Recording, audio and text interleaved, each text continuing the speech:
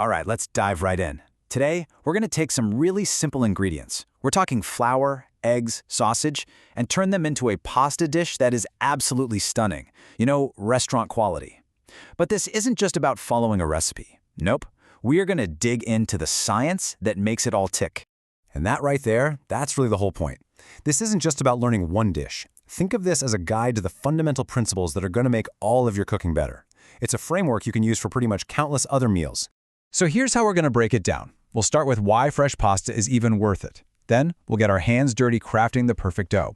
After that, we build a sauce packed with flavor, uncover the secret of deglazing, and finally, we'll master the art of the final emulsion.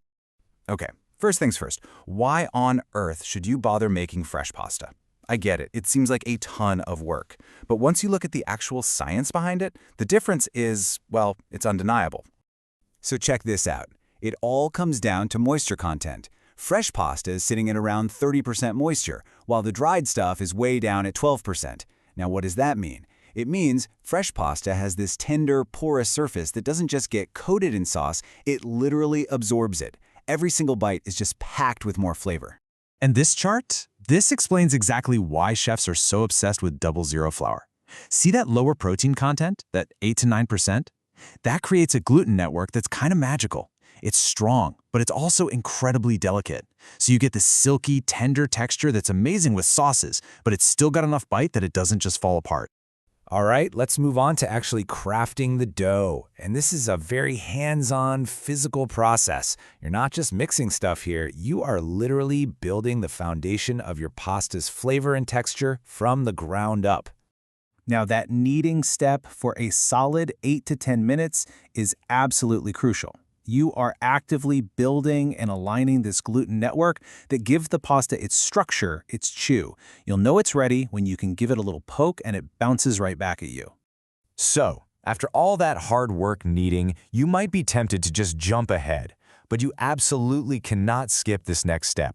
You have to let that dough rest for a minimum of 30 minutes. And this isn't just taking an optional break, you know? Resting is what lets that super tight gluten network just relax. It completely transforms the dough from this tense, springy ball into something smooth, pliable. Honestly, a dream to roll out into those gorgeous pappardelle ribbons. Okay, the pasta is resting, so let's get going on the sauce. And the real secret here isn't some long, complicated list of ingredients. Nope, it's all about understanding one key process: caramelization, or, just proper browning. You know, this is probably one of the most common mistakes people make in the kitchen, and it's the difference between getting these rich, earthy mushrooms versus, well, sad, soggy ones. The science is so simple, but it is a total game changer. Here it is. Mushrooms are about 90% water. So if you just cram them all into a pan, that water has nowhere to go. It gets trapped, and you end up just steaming your mushrooms. To get that delicious, golden brown caramelization, you have to give them space so the water can actually evaporate. That's what lets the sugars brown. All right, so you've browned your sausage and your mushrooms, and now the bottom of your pan is covered in all these dark, stuck-on bits. You might look at that and think it's a mess you need to scrub off, but no, that is where all the real flavor is hiding. This stuff actually has a name. It's called fond, and it's basically the foundation of your sauce. It's this super concentrated layer of all the proteins and sugars from the meat and veggies. It is, without a doubt, pure flavor gold.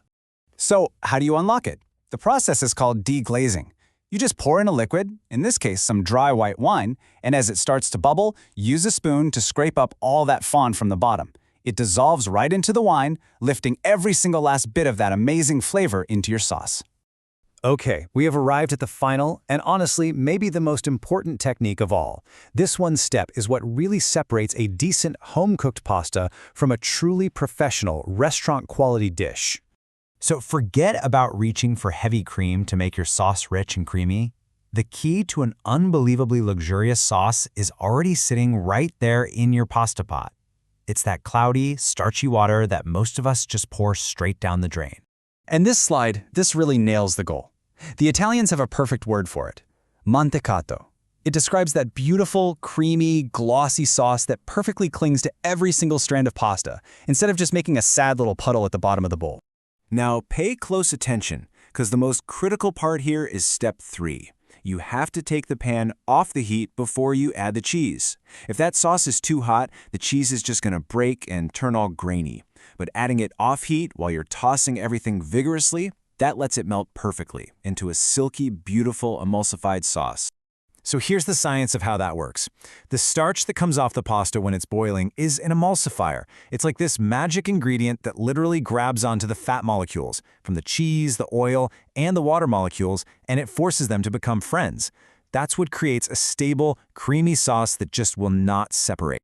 And once you really get these core ideas, from developing the gluten in your dough to browning, deglazing, and finally emulsifying, you can apply them to just about any pasta dish you can possibly dream up. So the next time you're craving a creamy sauce, just remember, it's not about adding cream, it's about understanding the science. Once you get the why behind the how, you've basically unlocked the secret to countless amazing meals. Thanks for watching.